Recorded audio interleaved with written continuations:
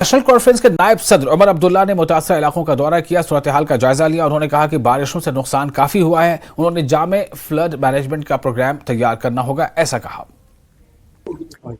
یہ دیکھتے ہوئے کہ حالت جو ہے کافی علاقوں میں خراب ہے، میں نے اپنا کیمپین جو ہے وہ روک کے فوراً اپنے ساتھیوں سے بات کی اور طے کیا کہ مجھے موقع پہ آ کے حالات کا جو ہے جائزہ لینا چاہیے، اور صبح سے اسی کوشش میں لگا ہوں کہ جہاں جہاں اس سیلاب سے لوگوں کو نقصان ہوا ہے، ایک تو خود حال دیکھوں، اور اس کے بعد جہاں جہاں لوگوں کی ہم مدد کر سکیں گے ان کی مدد کرنے کی کوشش کریں گے۔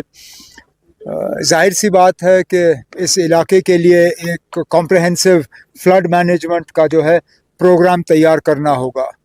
یہ راتوں رات ہوگا نہیں، لیکن آج آنکھوں دیکھی جو حال ہے وہ سب اس سب سے پتہ چل جاتا ہے کہ ایک کمپریہنسو فلڈ جو ہے مینجمنٹ پروگرام وہ ہمیں اس علاقے کے لیے تیار کروانا ہوگا، اور انشاءاللہ کروائیں گے۔ عبداللہ، کیا مطالبہ ہے؟ کیا ان غریب لوگوں کو یہ جو نقصان ہوا ہے اس کا معاوضہ دیا جائے؟ ملنا چاہیے، اور ضرور ملنا چاہیے۔